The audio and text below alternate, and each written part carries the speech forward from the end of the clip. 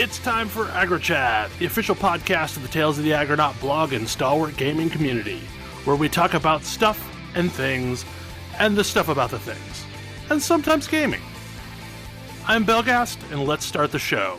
Hey folks, it's that time again. Time for another episode of AggroChat. This is episode 335. Tonight I'm joined by Ammo. Hello. Grace. Soon may the Wellerman come. Kodra. To bring us sugar and tea and rum. Tam. One day when the tonguing is done. Thalen. We'll stop singing sea shanties. Never. Never. Never. No. Ash wasn't here and someone had to do something. He'll be proud. He'll be so proud. This is a week that, like, today feels really weird because it's the first day that, like, we've begun to thaw, which is also the first day in 2 weeks that I've left the house. Yup. Like, I still feel real bad for all the folks in Texas that are not in good shape. It's like, it never got that bad here. Turns out being on a federally regulated power grid is a good thing. Who'd have guessed? Yeah, but, like, even then, we came real close to the grid collapsing because of all the load. Because you and I are on the same grid, so actually, did you?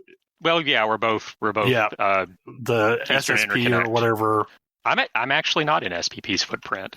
Really? Okay. It's weird. Yeah, we're under MISO, but okay, yeah. So, like, SPP hit, like, level 3, whatever that means, where, like, imminent issues with the system. It means that there's not enough generation to serve all the load, so some load has to be dumped to keep things in balance because everything's in real time. So, which kind of sucks sometimes. We started having rolling blackouts, and I never was hit by it, but across the street from me was. Mm-hmm.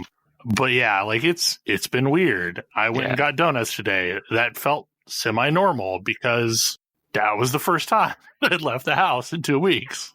Yeah, I think there ended up being a total of, like, maybe 8 hours of rolling blackout spread over it all in your area, as opposed to, days upon days of just blackouts in Texas. Yeah. So I mean, like, I did do some things to try and, like, lighten the load, so I unplugged every single console, thinking maybe, like, because they all wake up multiple times during the day to do their thing, so I was hoping to at least stop some of that, but every little bit helps.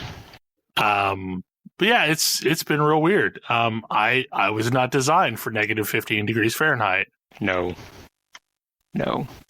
But, like, it seems like our outdoor cats have made it through for the most part. Like, we have not seen Tripod in the last 2 days, but it's not been as cold as it had been. So we're hoping she's okay. And, like, I saw the little brown tabby today, and that was another one that I was worried about. So I'm hoping they all made it through. We think Tripod basically crawled down into an old rabbit burrow.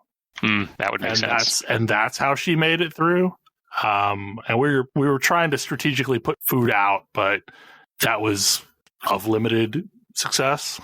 Because thing we've found is birds like cat food. I mean, in this kind of weather, birds will eat basically whatever they can get. I've had robins trying to sit on the bird feeder, and it's really, really silly looking. But, like, we were putting out, like, bird seed and such, and they were ignoring that and going straight for the cat food. Hey, some birds love meat. I'm guessing that, like, probably the cat food is way higher in calories. Yeah, probably. And if you're trying to just get calories to survive, then maybe that's the better option. But, like, it's been weird. But I mean, like, I'm happy that we all survived and life is good. And I still feel real bad for everybody that's in Texas right now. Yeah. Yeah, because like my cousin in Texas has basically got to the point where they are burning books. Ugh. Oh, Yeah, like they had some old encyclopedias that they were slowly burning to kind of ration the pallet wood that they managed to find. Ooh. So yeah, it's like yeah.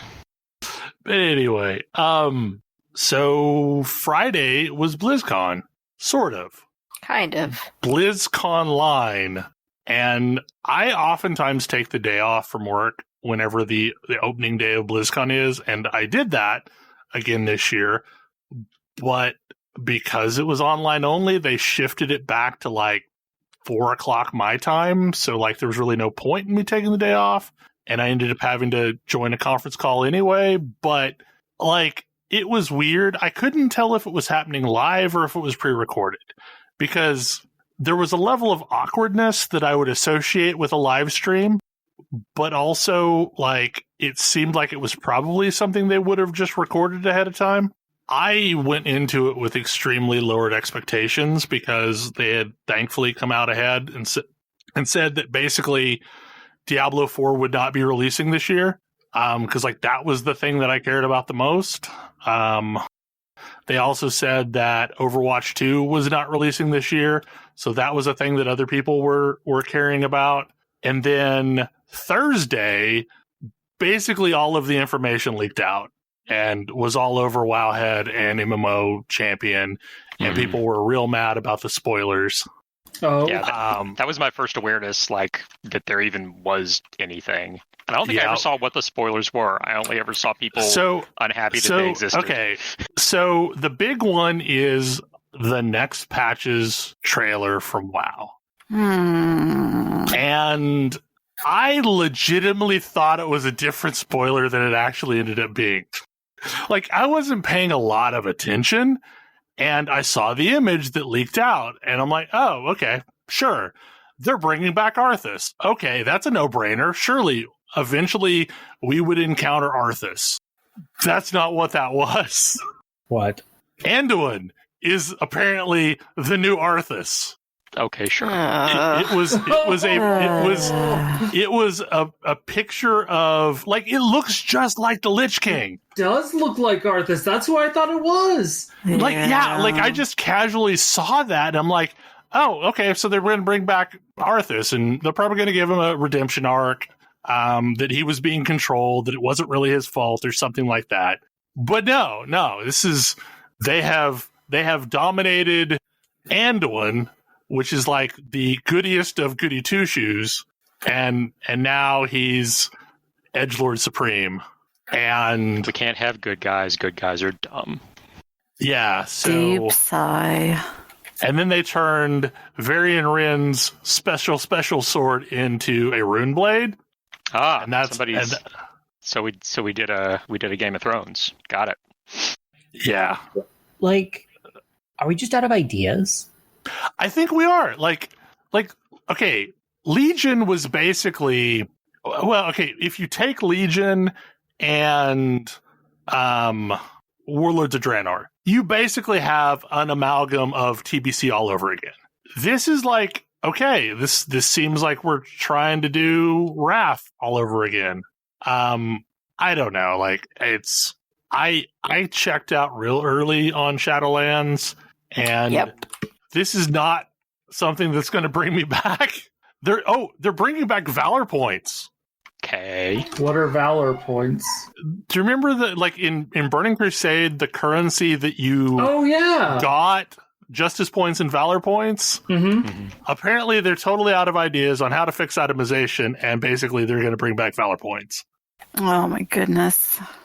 Because, like, this expansion was a tale of, okay, so we want when you get loot to feel meaningful. So we're going to make loot just drop to a trickle. And that felt bad. Like we're not at that point anymore in life. That's not what WoW has been for a very, very long time. And you can't just kind of do that. Of all the games that I thought that I expected to need to, learn the lesson from Diablo, I was not expecting World of Warcraft. And then they put in this vault system, and like they they basically pinned all of their gear fixing hopes on the vault. And the idea is, like, you do a bunch of stuff during the week, and for hitting certain milestones during the week, you get an option, and kind of like the weekly mythic chest from previously, that was just an item that you got. This is, you get to choose an item from several choices. But, like, in order to open up your choices, you have to have a raid clear. You have to have a mythic 10, I think. Huh. Guild Wars 2 kind of has something like that, and everybody hates it. Yeah, like, so you have to do a bunch of different activities during the week, and, like, somebody's going to correct me because I'm not engaged in this, but, like, I am summarizing the concept. So, like, there's a PvP objective, and there's, like, I think there's, like, a couple PvP objectives. There's one for, like, serious mode PvP, and then there's one for casual mode PvP. But, like, basically you have 6 items that you can do during the week, and each one of those unlocks a choice. But people feel like they now have to do all 6 of those things every single week. Of course they do. In order to get the maximum number of possible choices. Yep. And, like, people hated that. Like, another thing that just drove people nuts this time is you get less per raid boss than, like a huge amount less of anima, which is the new currency that you gain this expansion, because there's always going to be some system where you're gaining a currency. I think you got 30 per boss, but a lot of world quests would give you like 120 or 200 anima. So, like, raiders were real salty about not getting any anima for their kills, or, like, getting a relatively non-existent amount of anima for the kills. Anyway, so it's like, there were frustrations about Arthas, and there's been frustrations about the expansion so far. Not Arthas, Anduin. See, I still think it's Arthas in my head. Arthas Same 2.0. thing.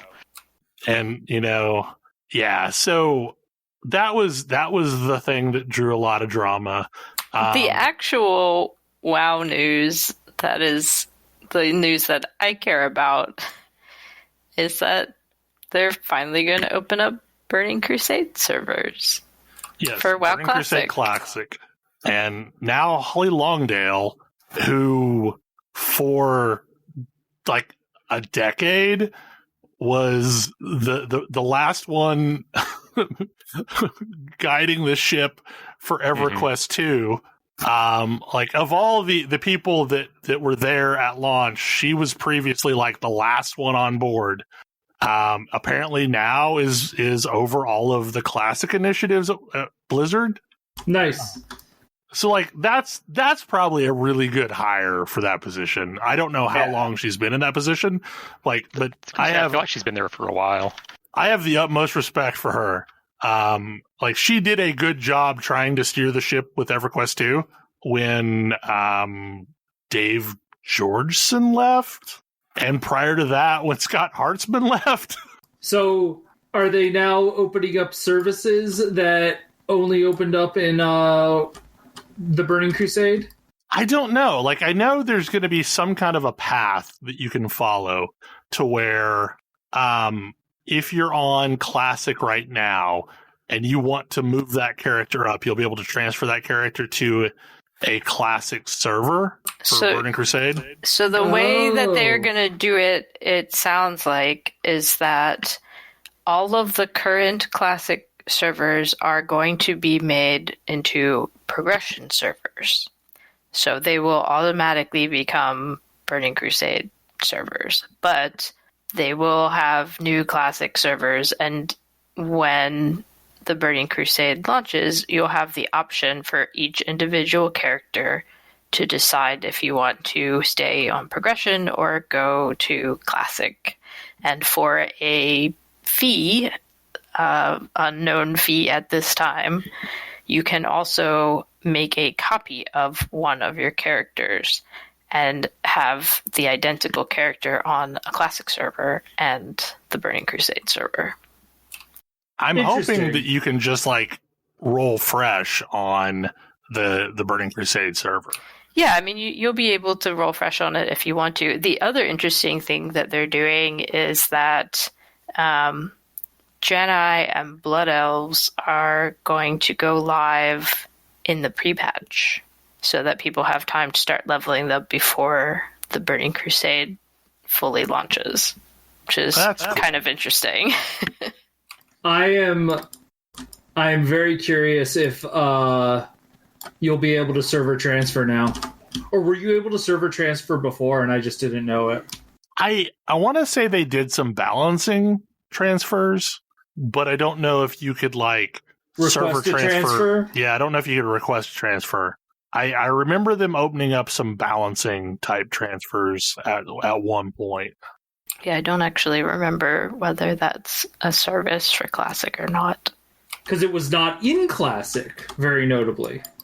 Sure, but there's a lot of things that were not in Classic, that were not in Vanilla, that are in Classic. They've rebuilt the whole thing, so it is interesting, and they did spend some time talking about some of the things that they are keeping and some of the things they are jettisoning. Yeah, that was interesting the way they were basically talking about, it sounds like they learned some lessons with Classic that maybe it's not a good idea to try and be as strict with aligning to how it actually was, that maybe some creative liberty can be taken. Yeah, a few of the things, the way that spells worked and some of the Alliance versus Horde specific things that they're just going to give to both sides for balance purposes. Oh. Well, this is interesting, because, okay, but isn't that the point of Classic, is people liked that type of stuff, and that's why they wanted to go back to it? I don't know. Because, what, you want to raid? Shouldn't you be playing Alliance? Clearly you should play Alliance so you have Fear Ward. Did that suck? Yeah, but that was Classic. That's what people say they liked. So here's the thing, though. In the time since Classic launched, it's gone through some stuff. The community that is still playing Classic right now is extremely toxic, at least on the rating side. That does not necessarily surprise me. What a shocker. Yeah, it's basically, that's true to life, too. But what happened is, this is my, theory as to why it's ended up the way that it is, that, there's a lot of people that decided, I'm going to try Classic, and then bounced for one reason or another. So now you have people trying to pull together 40-player content, but fewer and fewer people are on the servers anymore. So they've gotten real desperate, and as a result, they've gotten real mean. Well, soon they'll only have to pull together 25 people. It'll be fine. And sometimes just 10. Yeah, at the same time. 4 times a week. I remember some toxicity in 25-player raids, too. Yeah. Oh, yeah. What? No, never. It was only perfection. Could possibly have been the problem ever. Oh, it's going to be interesting. Nobody's mentioned the most important Blizzard news. The remastered Lost Vikings. And Blackthorn. And Blackthorn, but mostly Lost Vikings. Honestly, all three of those games are pretty good. There's a pack coming out that is going to have Lost Vikings and Rock and Roll Racing and Blackthorn. And of those, I liked Blackthorn the best, but, The other remaster is Diablo 2, which had leaked a long time ago and had just yet to be confirmed. But that's what Vicarious Visions is working on for Blizzard, is the Diablo 2 remaster. People think they want that, but they don't. Doesn't Path of Exile exist now? I will probably play around with it, but no. I don't think that's what I want, and I'm pretty sure it's not what I want. But I do like the Druid class, and we're not getting Diablo 4 this year, so you're gonna have to keep waiting for that one. Exactly. They did announce a new class for Diablo 4. Yep, they finally announced the class that I want to play. So instead of doing a Demon Hunter and instead of doing an Amazon, they kind of combined the two into a rogue. That seems to have elements of both. So, like, if you wanted to ever make a viable melee Demon Hunter, then that's going to do that. Or if you want to just do range, it's going to do that too. Or if you want to mix it up, you could do that. Yeah, like it looks interesting. I'm on board with that. I'm hoping that being able to mix it up between ranged and melee is a viable thing, because it's something that isn't super great with Demon Hunter and Diablo 3. You could kind of do one or the other. The melee builds feel kind of janky, but I would like to attempt that playstyle. And, leaping off of your mount and unleashing a rain of arrows looks pretty cool. I just really hope that it leans more to Diablo 3 on flexibility, because like that's one of the big problems I have attempting to go back to Diablo 2 is the fact that like you have to know exactly what you're building from moment one with a character. Yeah. Because there's no going back. The other troubling thing that keeps coming up in Diablo 4 news is all the talk about PvP. And I'm not super excited about, there will be open world PvP areas and you can just choose not to engage with those. But then you'll miss out on their currency and the cosmetic gear and all that stuff. So I'm not super thrilled with that, but we'll see. I don't know if I'll like Diablo 4, just simple as that. Like I've kind of reconciled that. I'm still excited about it, but I'm trying to also just prepare myself for if I don't like it, because I mean they're leaning into that Path of Exile style player fantasy that I mean, that's not my game. I liked Diablo 3. I didn't think Diablo 3 was a mistake. Also, Braum is way more normal than I expected him to be. Who's Braum? Braum is the artist that did a lot of the Diablo 2 artwork. Like he's I don't know. Like I mean, like I'd never seen him as a person. I had just seen his artwork for decades. Yeah, also Planescape. And, yeah, like great artwork. Yeah. But yeah, just normal looking geek dude. Yeah. I expected him to look way edgier, I guess. I'm trying to think, is there anything else that came out? Diablo Immortal. Yeah, I mean it still exists. Yeah, I mean they're still in a technical alpha phase, I think, and they're trying real hard to bring in streamers from the Diablo world to tell people that it really is a good game. Are they still? I mean, I'm interested in it. Yeah, I'll probably play it, but are they still confused that none of us have cell phones? I mean, it's still only a cell phone game. I remember mid-conference, the person announcing is like, "What? Don't you people have cell phones?" Yeah, somebody had asked a question if it was going to ever come to PC, and the entire crowd booed when they said no, it was only mobile, or at least it felt like the entire room booed, because it was a thing, and they were kind of taken aback by it, and that was where the "don't you have phones" comment comes from. And like, I feel real bad for that team because it looks like it's going to be a really great game. Yeah, that's the sad part. Yeah. Like, I'm excited about it, but also I am still really disappointed that it's just going to be a mobile game, because now we have Genshin Impact, and it's shown us that you can have a gorgeous game that'll run on a cell phone or on your PC. Mm-hmm. And I don't really feel like there's a lot of excuse. I mean, honestly, like, it does worry me because I hate touch interfaces. I really hate touch interfaces, especially when it is a touch interface that is trying to mimic something that you would do without a touch interface. Yeah. And from what I can tell, based on the controls that I've seen watching footage of it, it is, here's a hotspot on the controller that represents a virtual thumbstick, and here's some buttons that represent your hotkeys, and you're going to two thumb it and play your way through the game. Whereas okay, so I've been playing a game called Knighthood, which is by, it's not Zynga, it's King, I think, is who put that out.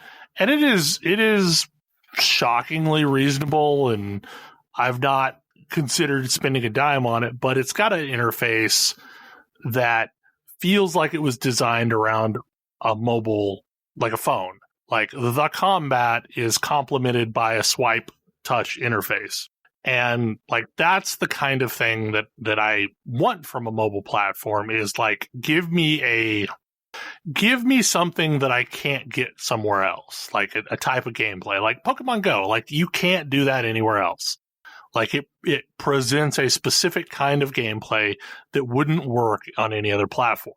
And this goes back to the discussion some weeks back about Half-Life Alyx, about how Tam didn't think it would really work on another platform, and that's cool. That gives a reason for VR to be the platform, but the interface for Diablo Immortal just looks like you're trying to mimic either a console interface or a PC game interface with touch controls. And there's a thing, I mean, not to go full media nerd on anybody, but there's a thing that comes up where I've heard it stated as the media is the message, but broadly speaking, the way you choose to deliver something is meaningful. And I think one of the biggest problems that video games have had for a very long time is trying too hard to be media they're not.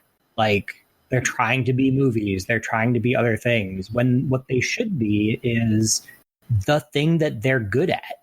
And sometimes that means approaching it a completely different way and not trying to mimic what exists in a lower fidelity way. Because if you're going to make if you're going to make Diablo the way Diablo plays, giving Diablo controller controls is great because it still works just as well.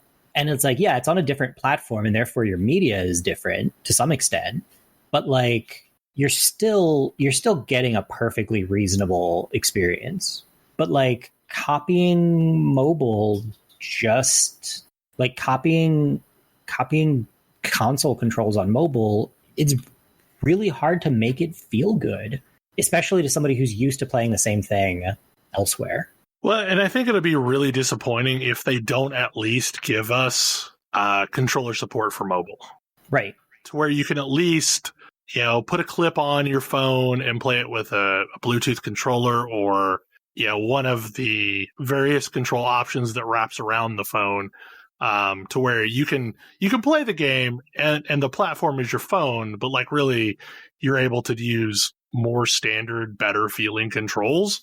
And that's honestly some shade that I will throw at Genshin Impact, is the fact that they are just now starting to work on controller support, and currently it only exists on the iOS. But wait, controller support only exists on iOS? Yep. That's a weird place to put controller support. Of the two platforms, the one that is easier to experiment with is absolutely Android. But no. There's controller support on PC. Oh, okay, cool. Yeah. Oh, sorry. Yeah. Of the mobile devices, the only one that has controller support is iOS. And I assume Android will follow later, but this is 6 months later, and they're now just addressing that people might want to play with a controller on their phone. Because I would play Genshin Impact a lot more if I could play it from bed on my phone with a controller. Because I've got a Razer Kishi that I would play it with. Like that's a good experience. Like it makes it into like a pseudo Switch. I was about to say they should just put it on the Switch.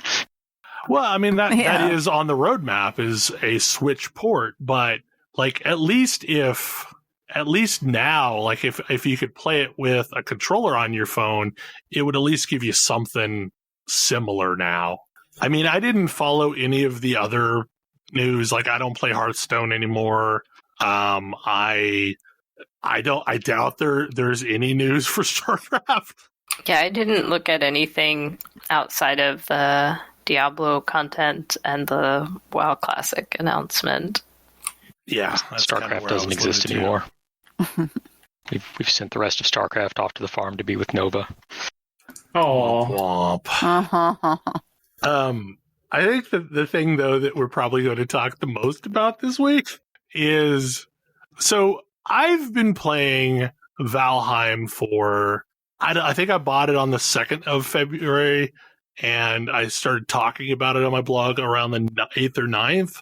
And then suddenly this week, everyone in AggroChat started playing Valheim. So you are, Bell, you need to be doing better. Your job is to get people into the bus.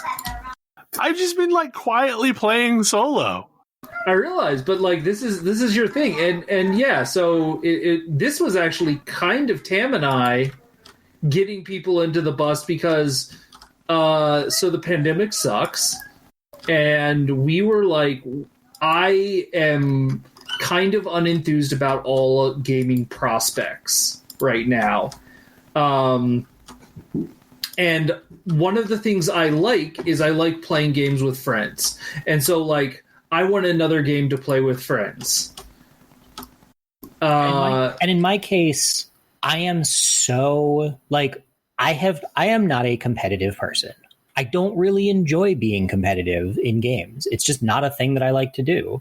And boy, do games want you to just compete with your friends. There's like nothing I enjoy less than competing with my friends. And like try to find a game that doesn't force you to do that constantly. I mean, that's why we've been playing MechWarrior 5. Mm-hmm. We can play it because it's co-op. Yeah. We would probably be playing MechWarrior online, but that's just PvP.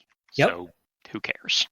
Yeah, no, it's a super bummer. And I think like the lean into PvP with your friends is really that every game desperately wants to be an esport and wants to force themselves to be an esport. Be that as it may. But yeah, sure doesn't make me want to play that game.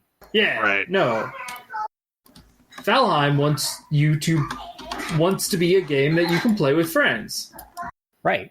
And like specifically, it looks like a game that I don't want to play, specifically Rust. Yes. Like and I think we actually talked about it on the show before. Where it's like, give me a survival game that's co-op with my friends, and I'm into it. Well, this is the first survival game that I've played that has a really good PvP component. Not PvP, PvE component. Yeah. And it's not Did any of you just folks play Don't Starve? I did play Don't Starve, but Don't Starve I found punishingly difficult. Okay, I get that. Like, and Don't Starve also kind of had a turnoff for me because I don't like its art style.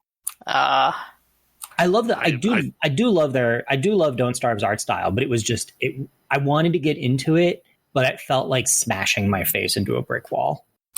Okay, I can definitely see that. But it was cool, and I wanted like I think Don't Starve actually came out with like a less punishing mode. Don't Starve Together. I think that's what it was called. I heard Don't Starve Together was way harder. That's the co-op version. Yeah, I thought that was the co-op version, but I heard that it was way harder. I don't know if that's true. I've never tried the co-op version. Like I always wanted, there's a game called Haven and Hearth that I always wished there was a PvE only version of, like survival building, etc. game, but it's also like sandbox with always on PvP, and yeah. I mean, I would have absolutely loved to have a co-op version of Subnautica. Yeah. Yeah, that would have been awesome. But so mostly I've been hearing people talk about Valheim on Twitter because it's the thing that's happening. And a bunch of people who I wouldn't have expected to like the game have been super into it. And like as Kodra was saying, like one night of ennui earlier this week, we were like, I don't know, let's try this. And then we played for a long time that evening. We got to the first boss. Yeah. Side note, this game has like Bosses. Raid boss type encounters. Yeah. It's got like cool, difficult, I don't know, like super difficult necessarily, but definitely challenging. You need some strategy, you need some prep, real deal like PvE encounters. And I'm 100% here for it. It also has some like just very cool moments that are the fact that you have more players feels relevant in a lot of cases, especially like when you're doing these big long mining projects or something like that, and you need the people to guard you through the night while you mine. Like there was a moment, I think yesterday, where we were trying to harvest some copper nodes and put them on a cart so we could get them back to town, and just kept getting overrun by enemies at night and had to sort of like fight back to back to make sure that they didn't destroy our cart. Felt really fun. Yeah. And there's a lot of it, and there's a lot of stuff that it's really good at as far as that. And also the other piece that I love is it does the thing, and I never got heavily into Minecraft because I never felt like Minecraft survival mode.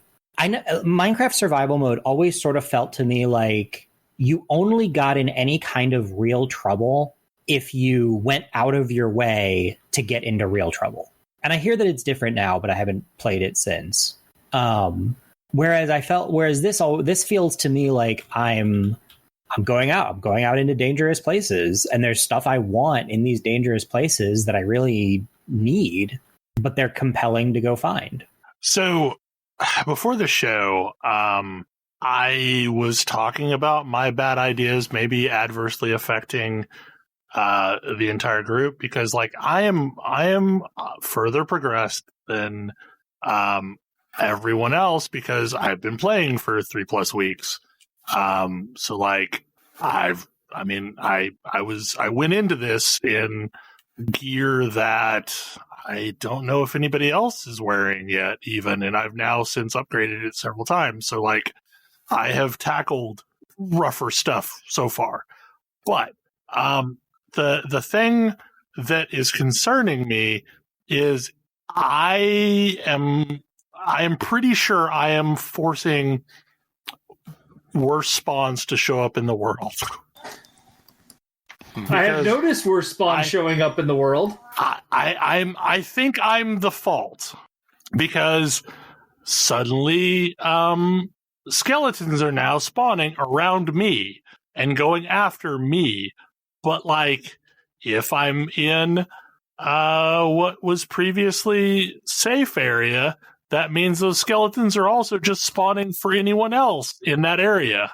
And I know each time you take down a boss, it upgrades the world slightly. So like when you take down the I don't know if it's when you take down the first boss or the second boss, the harder versions of the tree people start to spawn in. Like that's just a thing that starts happening across the board. But now I'm starting to see evidence of worse things happening because I'm around. So like, I'm sorry. See, this is one of the things that's like worried me a little bit about the possibility of jumping onto the server at this point now that it's so progressed. Because, I'm running around with no pants trying to find pigs to kill so I can make pants. And it's interesting because I haven't seen the same thing. I think it is localized to me. Yeah. But if you happen to be in the vicinity when the thing is happening, like I don't know if anyone else has experienced it, but I've gotten raided numerous times on our server. Rated by what? Random things. Yeah, I had some, I guess, I don't know what. Something came out of the dark forest and attacked my house, and I fought them off. I was going to say, I've seen a lot of gray dwarves in meadows at night, and that's been a little concerning for me. It's interesting because I feel like I was seeing that from the very start. Not commonly. I was seeing a lot. Well, we start very close to the dark forest, but I was seeing a lot more greylings at night, but not gray dwarves. Yeah, and I'm pretty sure that's my fault because the more active I have been in the main area, I think more of the named versions of Grey Dwarves are spawning in. So the Brutes and the Shaman. Mm-hmm. And like Grey Dwarves themselves in onesie twosies aren't that bad, but like the Shaman and the Brutes can be real mean. Yeah. Grey dwarves in packs of 5 or 6 can be real mean too. Yeah. Well, and that's the problem of once you start going into the dark forest, is you start getting attacked by like 7 Grey Dwarves at a time. But the thing is like, I don't know that Lyle has had the same experience. And I think it may be localized that as players progress, those things become more prevalent. Because y'all have taken down the second world boss at this point, right? Did that last night. Okay, yeah. So like, I think it may be tied to that. I have specifically not been putting my trophies in this world when I take down a boss, because I've taken down 4 bosses now. And my hope was by not doing that, it would buy some time, for lack of a better term, and let, this server still be chill for a while. But like on my single player game, I am absolutely getting attacked by like waves of trolls that will just show up and start attacking my base. Huh. Which is real problematic because like I'm trying to intercept them and keep them away from the base because trolls will straight up just knock your base down. Yeah, trolls are mean. There's a weird almost MMO like characteristic to this game. In what way? And I'm not sure how I can put I don't know, like it reminds me of an MMO. Just in the character progression, like the roaming around and exploring and killing random things, and it may just be the Norse vibe reminds me of Dark Age Camelot. Yeah, I can see that. It definitely I can see the feeling of an MMO. Like I am enjoying the stuff where it's like we're wandering around. Like when this game is best, it feels like when you're in like a group of 2 people. The sailing is really fun in this game, actually. Yeah. Like, that's maybe one of my favorite things is getting a big boat and going out on the water. So I've seen some stuff at sea that I don't want to spoil for people, but there's some interesting stuff that happens at sea. I do think, and the concept of spoiling does bring up that is a challenge. I'm not sure if this game is best as a server or the server lets you have really cool big projects, which I do appreciate, and you get to know the space as a group. But the fact that we are kind of competing for resources with each other does kind of suck. Because we did kind of depopulate this island. Well, and the dungeons, I have only cleared 1 dungeon on this server. But I hear when you go into the woods, most of the dungeons are empty. Interesting. It's interesting because I think what happened when we were first getting into it, and it took me a moment to sort of realize what was going on. There are 4 to 5 totally cleared out dungeons, all in the sort of starting area. But those dungeons are what's the word I'm looking for? It feels all of the dungeons are cleared out because we keep finding the same ones. Right. I mean, I think part of the problem too is when you're just getting started, it's real dangerous to go out there, period, let alone go deep enough to get fresh territory. So as people are starting to poke their head into the more dangerous zones, more dangerous areas of the world, and because we all start in the same place. Yeah, I mean, there's a certain almost negative reinforcement happening where like people are trying to find dungeons and they're not finding them because everybody's trying to find dungeons at the same time. Because like there's certain things that are just hard gated by you need stuff out of a dungeon. Well, and this is like one of the things I saw was like, well, if you don't let dungeons clear, then people aren't encouraged to go out in the world. But there's so many reasons to go out in the world. I just don't understand why they don't let them repop. Yeah. Well, I think it would be better if they repopped, honestly. I agree. I think the dungeon should repop. But there's also the really interesting thing that I've run into where it turns out like there are tons of dungeons out there. Like the world is so much denser than I realized with just stuff going on. Well, and the world is so much bigger than I ever would have realized. Right.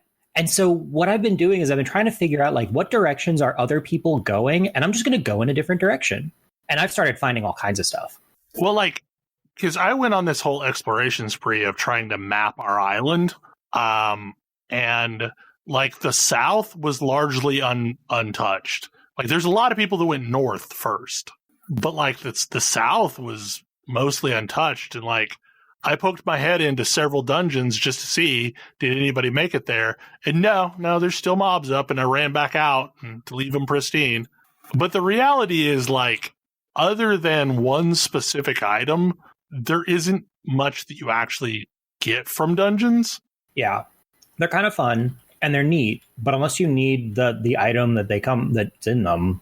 I mean, now that I know what to do with gemstones and money, there's sort of a reason, but like dungeons are terrible money. Well, like selling gemstones is good money. Yeah, that's fair. Because I found there's vendors in the game, apparently. They're just real hard to find. I just find the whole game terribly compelling. Mm-hmm. There's just so many different activities that you can focus on. Like, I have been super focused on gear progression because, like, that's kind of a thing that I love is gear progression. But, like, I'm the only one, I think, that's been super focused on gear progression. I mean, I've been kind of trying to progress gear. I just haven't had it. I haven't had enough time for it, frankly. I've been progressing gear, but I can't say that my focus is gear progression by any stretch of the imagination. I think that is pretty much been most of my focus, although I'm taking today to try and build an outpost. Because I haven't actually built a settlement myself. Yeah, my thing has been infrastructure. I mostly go exploring and gathering resources, I guess. I've spent a ludicrous amount of time building, that's the word I'm looking for. Building like a base with useful stuff for people, and building out the various structures. Yeah, I mean, that's been a little bit of a challenge too, because like I went off by myself to try and like in part to try and keep from damaging the progression of other people, since I was so much further along. But it's ended up basically creating 2 hubs as a result. Yeah, but I actually kind of like that. I think it works well, because then and that's kind of what I've been trying to hit with mine is, where are people mostly? Like, mine is sort of like the inn that's like right outside the starting zone is kind of, or the starting point is kind of this, like, it's kind of capturing like where are people on the server broadly. And then if you do want the additional stuff, then Fort Bell is right there. Yeah, I mean, like, it's been kind of fun playing the role of being the hookup that, like, for things that are still real hard to get at low levels. Yeah. or stuff that's just like, or in some cases, stuff that's just super time consuming that you just have way more of. Because it's like, if we're trying to progress something, going and farming just a huge amount of wood is a huge pain before you have good tools. Well, but then, yes, the problem becomes we start to deforest areas, and then there's less wood for other people. Yeah, that's why. Yeah, and I need to go on another plantathon because, like, I've got a bunch of seedlings that I've not touched. Yeah, that's what I've been doing as well, as replanting the forest around where we've started. I do wish. So, have you guys do birch seeds drop, or is that something I'm just not seeing? Yeah, they do. Yeah, I've got a bunch of birch. It's not as like, okay, so it's not as common as like Minecraft, because Minecraft, like, you can chop down a single tree and get like, I don't know, 6 trees worth of saplings. Whereas this is maybe like every 5th tree or so will drop a plantable seed. I mean, that seems like eventually you'll run out of trees. Yeah, that's exactly what I was going to say.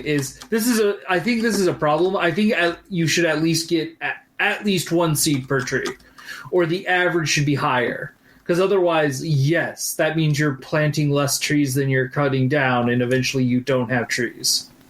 It seems like they will come back on their own eventually, too. Stuff does come back on its own. So there's a bunch of like, okay, so if you look out at a grass field, there's a bunch of saplings that aren't saplings that just grow, and I think those eventually turn into trees, but I'm not 100% sure. But like they're not interactable otherwise. I think they eventually turn into trees. I've spent some time like watching the biome, because I spend a lot of time in the base, so I'm watching what's going on around it. And like birch, for example, you do get more of it, and it's like we've had birch respawns or birch repops based on what's the word I'm looking for? Based on the density of trees around it. So by reforesting, we get more birch, as far as I can tell. Well, I also went on a massive replantathon because I had probably 50 some trees that I had collected between the multiple games that I'm playing. And I just poured it all into resources because, like, one of the first things that I did was make Neff real sad. And then I felt bad for doing so because I was trying to find fine wood, which is the next step up from basic wood. And I chopped down an oak tree that she liked. Aw. You're a horrible person, Bill. I'm a horrible person. I felt real bad. So, like, what I did instead was I planted an entire grove of birch trees for her. That's another weird aspect of this game, and that's what made it so I could end up being so ahead, is so servers are finite and games are finite, but your character progression and gear and inventory stays persistent between all of the games that you're playing. So this has some weird quirks to it. So when resources were getting real scarce, I was going over into my world, which had a much larger initial meadow, and chopping down trees and then just like leaving bricks of 50 trees various places in the world for people to pick up. So you can teleport stuff back and forth between games, which leads to some weird behavior. Namely, I don't care about encumbrance. Oh, because you just log out? I log out and log into my personal game where my character is parked at the smelter so that I just like load up a full inventory full of resources and start smelting it, and then eventually log back over, park the character on the server at a chest and swap it back. And now this is something that I only figured out how to do this week, but it's a thing. I mean, clearly, like, the answer would be either don't do that, but like there could be a solution where a server is like characters are server only. I don't think that exists in the game yet. It could. Like, I could see them doing that because, like, really, like, they've done all these things to make you need to transport things long distances. And that just totally negates that. Yeah. And the transporting stuff long distances is actually really compelling gameplay. Yes. I mean, it was for a little bit, but like I did that for all of copper and bronze and tin and all that. But like when I got to iron was painful enough that like, no, I'm just going to do the teleport trick. But there is game mechanics around this concept that I think are important. The other thing that the other flip side of that one is it also means that things are not finite. So like if you're like, oh, I need some of these, I'm going to duck into, my personal No, I do like instance. that. Yeah. Then like it does remove the world is finite problem, which I think is a good thing to cut out. Like there for a while, we were really competing hard for the same resources. Like everybody in the server was competing really hard for the same resources. So it has been easy enough for me to duck over to my own game and go get the resources just for me. Like so that I don't have to worry about taking away from somebody else that needs them. So Yeah, like when I was desperate for the things that I needed out of a dungeon, I just popped over to my world and got them. It's like, I'm going to be the only person who ever plays that. So there's 50 bajillion resources over there just sitting there. I might as well go farm those things. Right. So the thing that like I enjoy about the game is there is a story in the world that is it's a narrative being told in the same way that like Dark Souls or Destiny tells a narrative. And I enjoy that thing, which is like there's curiosity in the world. Things happen and it doesn't always explain what's going on, which leaves me to wonder, like, why is this thing happening? Why after killing a specific thing am I suddenly being stalked by someone that I can never actually reach? Like they always disappear before I get close to them. I mean, I think I know who that is, but like, I'm not sure. There's a sense of mystery to the world. Yeah. Well, and I think that it works really well. Like, I like the sense of mystery to the world because I also like the a thing that this game does that Destiny never managed with me is it gave me enough of a hook and enough of what the hell is going on here to actually go on with. Like, I'm not sitting around wondering like, wait a second, what's the hook I'm supposed to be excited about here? It's like, no, here's the hook. Engage with it as much or as little as you like, but there's little tidbits of it around. Fun little lore stones and stuff. Yeah. I was saying I want this game, but for reskinned, where you are Polynesian explorers going to new islands, because I do find the boat. I like the idea of trying to explore dangerous places and trying to like. This is I never played EverQuest. This is the first game where I like had the concept of a corpse run and like figuring out, okay, well, this happened to me. Okay, what's my solution to that? What am I going to do about it? That would be pretty cool. Also, how about a sequel to Hades that's just like this game, but set right after Hades? Yes. Into it.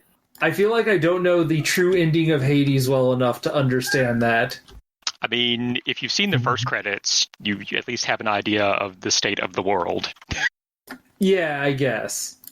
One of the little details that I love about it, which was actually the thing that got me to want to try it, because it was somebody who was talking about like, oh, it's doing some really neat cultural stuff that I just never get to see in games. It's got a whole bunch of reasonably like period accurate architecture. That's just how it works. And so you get to see these like houses, and I love that there are busted up houses that have just been sitting around that you can check out, because it not only does it help me figure out like, oh, this is how I build, but also it helps me go, it helps me figure out like, okay, this is what these buildings look like. It's like, oh, I went and looked up how to make, Northern European medieval housing with thatched roofs, and it was like, oh, it looks like these. They're like big triangles. Why are they big triangles? Because it works. Yeah, because you can only lay the thatch at certain angles. Yeah. I mean, the building system has the same frustrations that any kind of snap building system does, because like you have to play the game of move your mouse until it finally snaps in. But like for the most part, this is a pretty fluid building experience. It snaps just enough. Like I would kill to have this level of building in an MMO. Right? But it also sort of it ends up making you want to pull off grander and grander buildings. Yeah. What? Like I don't know if you've seen any of the lodges that people have made that are like mead halls. Yeah. Well, that's the thing is, and I was looking up, it got me to look up what do these, what did big festival buildings and so on look like? And I was like, wait, I could make that. It's the same shapes. And that's pretty exciting. So if I can build a meat hall, can I kill a monster and put its arm over my door? You Yes. sure can. Well, All head. right. Head for the most part. So I want an heads for the most arm, part. and I want the appropriate unlock to come and try to murder me afterwards. I don't get the reference. That monster's mom is real sad about it, yo. Beowulf. I also kind of love the trolls in this game. Like just the way they look. They're programmer art trolls. Oh, they're classic. Yeah, there's a lot of programmer art in this game, but it's all kind of charming at the same time. And this game like rides this weird line of being like really simplistic and gorgeous at the same time. Yes. It has a very, very well conceived art style. Like honestly better than most games I've seen I mean, do this sort of thing. going on a boat ride at night is just absolutely breathtakingly beautiful. Yeah. They've done a really good job of making the art great when it counts and knowing when it counts, which is hard to do because it's like, oh yeah, this game is super pretty when it's working at being super pretty.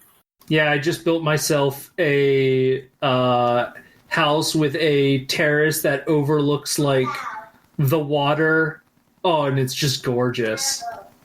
And then I've got the world tree overhead that's looming large and certainly not going to be a problem. It's fine. Everything's fine. Don't worry about the world tree. Don't listen to the squirrel. He lies. But like for an early access game, this is a really solid experience. Oh yeah. Yes. And like part of the reason why I bought it when I did is like I bought into Minecraft when it was $10. That's like the best $10 I've ever spent. And I figured like, sure, $20, now it'll probably raise in price over time. I might as well get it and play with it while it's fresh and people are excited to play it. And I think the most interesting thing about building, though, for me, is the fact that you like actually have to pay attention to the physics of what you're building. Uh-huh. Yes. It tells you when you're about to do something structurally unsound, and then maybe you should think twice about building something that's structurally unsound. Also, don't flood your house with carbon monoxide. Yeah. I also think that it's super great that it does it is such a little thing, but if you build something and then remove it, you are fully refunded. That's kind of massive because so often you end up in a loss situation where it keeps you from experimenting. Mm-hmm. It's a thing But that in a lot of ways ruined Minecraft for me. So that's better than it used to be. Because like I think I know what you're specifically thinking about, which was boats. When you took a boat, you would not get refunded enough materials to build another boat. I don't even remember. I just know that this is the first game like this where since WildStar where I've gotten really invested in building big neat things. Yeah, I feel the same way. I mean, the construction isn't quite as freeform as WildStar, but True. it also means it's actually a little easier to build things that look like they could actually exist. Yeah. I found myself watching a lot of videos of people who have figured out techniques to build things and it structurally changed the way that I'm building as well, and it actually ends up working slightly better because initially I was trying to just snap pieces together, but if you specifically frame your house first before you start putting any panels in, it ends up being so much stronger than if you just snap together a bunch of panels. What do you which mean makes by sense? What do you mean by frame your house? Using you use beams? the wood. Use the beams. Like in Yeah, the real wood world? beams and So poles. you basically create the equivalent of 2x4s in the walls, and then you attach the panels to that, and the entire thing becomes so much more structurally sound. I was going to say, if structural support matters, then yeah, that makes sense. Yep. There's a reason people build houses like that. Yeah, well, and it was really, really interesting. The other thing that I found really interesting, because I started building with stone recently, different materials have different tolerances. You can put a lot of thatched roof space up before it'll collapse under its own weight, but a lot less wood and basically no stone. You can't really do any physics defying stuff with stone. Right, it crumbles instantly. Yeah, it's just nah. Nope. Yeah, I've noticed that too. If your ground is even the slightest bit uneven and you're trying to build with stone, you're having bad times. Whereas with wood, you can get by with a lot of stuff. There's a lot of structures I've built with wood that have been a little shaky, and then I terraformed with the tools that allow you to raise the ground to kind of support the thing that I just built. That doesn't work with stone. Yeah. You don't have that wiggle room.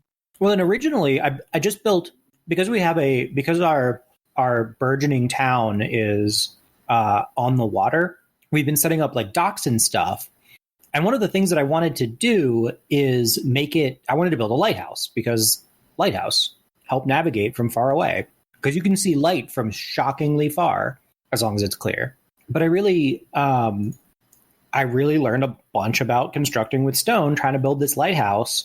And one of the things that got me to it was just being okay, no, we're going to make the house part out of stone, but all of the internals, all of the stairs inside and floors, that's all going to be wood, because building it with stone is madness.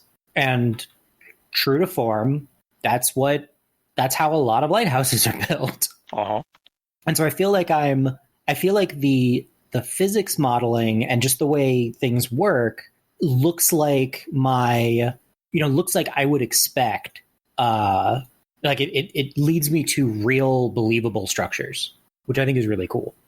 I am tearing down all of my building to try and build with beams, because that sounds smart. I mean, it takes way more lumber. It does. I am in the process of getting lots of lumber. Yeah, but then your house doesn't fall down. I don't want my house to fall down. Yeah. The other thing that's weird about this game is the fact that, if you are building a structure and it rains on the inside parts of the building, it ends up weakening the entire structure. Yep. I mean, you have to have a roof on it. Yes.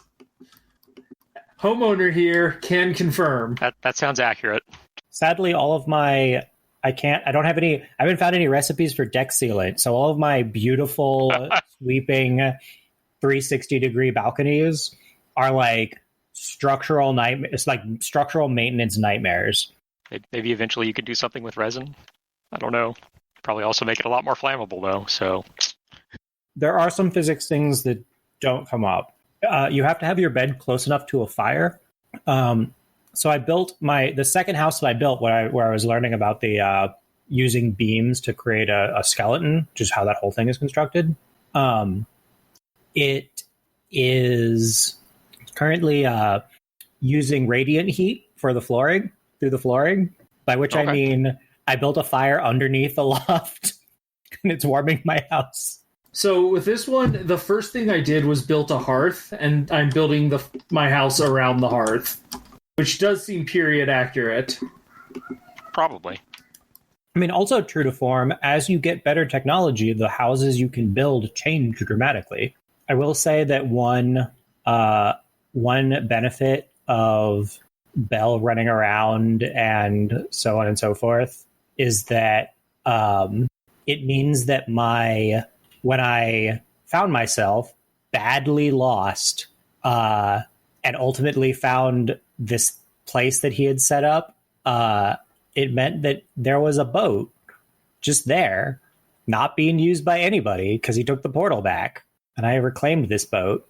I wondered if anybody would find that because, like, I have actually I've got 2 carves somewhere out in the world, and is that the boat that you wrecked, Kodra? No, I wrecked the boat that Tam and I had built. Okay, because like I'm not surprised if that was the boat that went down, because like that boat had seen some stuff. Oh yeah, no, I found this boat and it was on its last legs, and it's just a total disaster, but it's not a complete disaster. It's still a boat, and it got me out of a jam.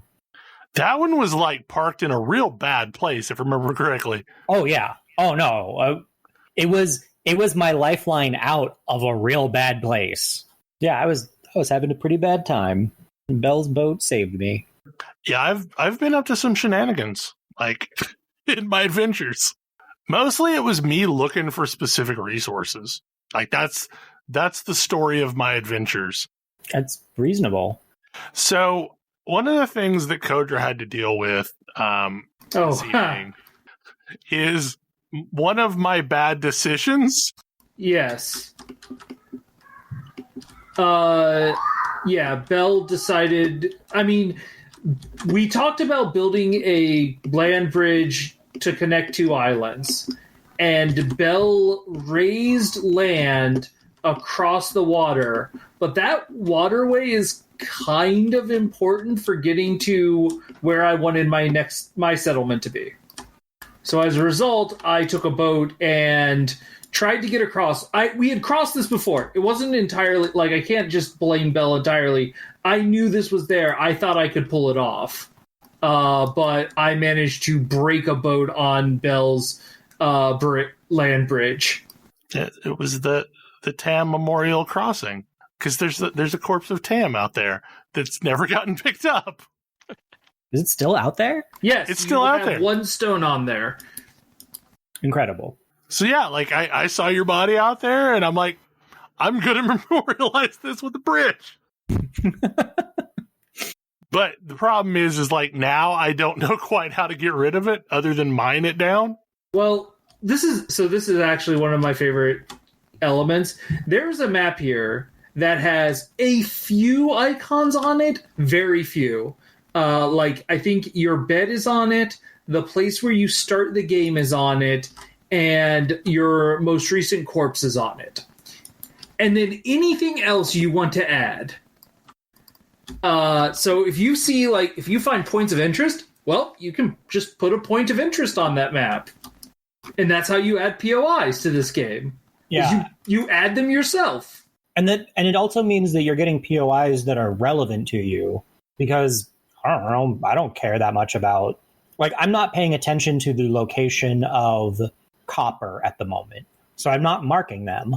But somebody who is, I have every copper node I ever run across is on my map. I'm going to eventually, like, oh, we need copper? Okay, I can take a boat up and down the coast and just jump out, grab copper, and then go. This is also a game that does encumbrance very well. It is so easy for encumbrance to either be pointless or annoying to the point of frustration. And some of the tools that they give you to handle encumbrance are really interesting. Getting a boat with storage is great. Getting a cart, yes, to like carting an actual cart around creates this whole interesting experience where it's like, it's pretty rough to do solo. You can bring a whole lot more back, but it's pretty rough. But if you've got a buddy, if you've created a caravan with guards, like, you can bring all kinds of stuff back. Yeah, we got that. This is how we got like 100 copper in one go. The problem with the cart, though, is you don't even know it exists unless you build one specific item. Yeah. I do like that recipes show up for you automatically as opposed to you having to remember them or look them up. But it does mean that there's some stuff that's useful and very, very cool that is gated behind you deciding to make things that otherwise seem pointless. As a result, I have developed a habit of building all kinds of pointless stuff just because I'm like, wait a minute, is this going to unlock some crazy thing that I wasn't aware of before? Which is why my house has a raven thrown in it. Side note, build bronze nails. Just saying. Yeah. They're real useful. They're real useful. Also, build furniture. Like, decorate your house. Decor in your house increases the comfort level of it, and the comfort level contributes to your rested bonus, and a bunch of other stuff that I'm still figuring out. But like, I get almost, I think I get almost 45 minutes of rested now every time I rest because I'm at like comfort 9 or something. And while I haven't completely figured out what the rested buff does, it seems good. My theory is that it increases the tick rate of like food. It does seem among to. other things. Yeah. I think it feels like my food lasts longer and does more, and I heal faster when I'm rested. And so getting longer rest is great. Food is way more important than I would have originally expected. It's a lot of hit points. It's a lot of everything. I started to get to the point where I'm like balancing what types of food I'm eating. Getting deep into a balanced meal is great. Also, don't ask how the sausage is made. You don't want any of this sausage, just saying. I mean, I'm eating it because it's really good stats, but it is vitally important not to think too much about it. I mean, I have a lot of raw ingredients for that sausage, and I have trouble with it. Not gonna lie, pretty gross. So the thing that I think is really interesting is the diversity of the biomes, because like they behave really, really differently, and they have wildly different encounters, and that just continues as you go up. I mean, I haven't gone into the next biome because it's too cold. That is not the next biome. Oh, is the swamp the next biome? The swamp is the next biome. Yeah. Although, if you want to start going into the mountain biome, I have made a lot of frost resistance potions, actually mead, that I no longer need because I have permanent frost resistance items now. So Feel free to have any of the mead that I have made. It lasts 10 minutes per. It's going to take you a lot of trips into that biome to farm the pieces needed for permanent frost resistance. But like the game does a really good job of like doing task A gets you something that is required to progress to task B. Like every time you down a boss, you get something that is the key to the next tier of progression. Yeah, there's a really good through line between the bosses and overall progression that I think is a very nice touch. And I think we've probably run well over our normal time. Any final thoughts about Valheim or anything else? Go watch The Muppet Show. It's on Disney Plus now. Yay! Ooh, yay! Like nearly all of it. Yep. Oh, that's awesome. There's a grand total of 2 episodes entirely missing, and maybe a dozen episodes each missing like a single bit. Usually the ones that were like UK specific things. But yeah, so much that we like just haven't had access to in so long. Also, watch WandaVision. Oh man. Oh man. Like, I don't know what WandaVision's like for anyone that didn't already know the characters of Wanda and Vision. Uh-huh.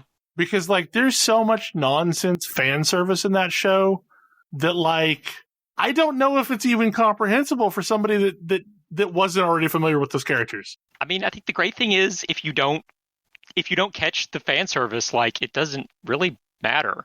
Like you don't need to know. You don't need to know that name goes with that character that exists. Like it doesn't affect the show at all. Like it means that there are some predictions I could make, but I don't know. Beyond that, it's been real weird to watch this progress. Who's that wrecking up Wanda's plans? It's the cheat. It's the cheat. On the other hand, it also means apparently there's a lot of people out there who apparently don't understand that Archie and Marvel are two completely different properties, and just because a character exists with the same name in both of them doesn't really mean anything. What character? I mean, stating the name could theoretically link to spoilers, so... I have not yet seen the show. I haven't seen it either. Same. Like, there is a really old Marvel character by a particular name, and everybody's freaking out because, oh gosh, there's this character with that name, and what does it mean? Like, it doesn't mean anything. Marvel created that character in the 70s. It means nothing. It's well worth a watch, though. It is. It just keeps getting wilder, and it's exactly the sort of stuff. It's exactly what I've wanted them to do, like ever since the MCU really became a thing. Is delve into that wild, crazy stuff that's not really superhero stuff necessarily, like the soap opera elements. Like that's what makes superhero comics so great. Is that soap opera element, and we're getting some of that. And also superhero stuff. Anyway, on that note, hopefully you enjoyed the show, and we will see you again next week. Good night. Good night. Good night. See ya.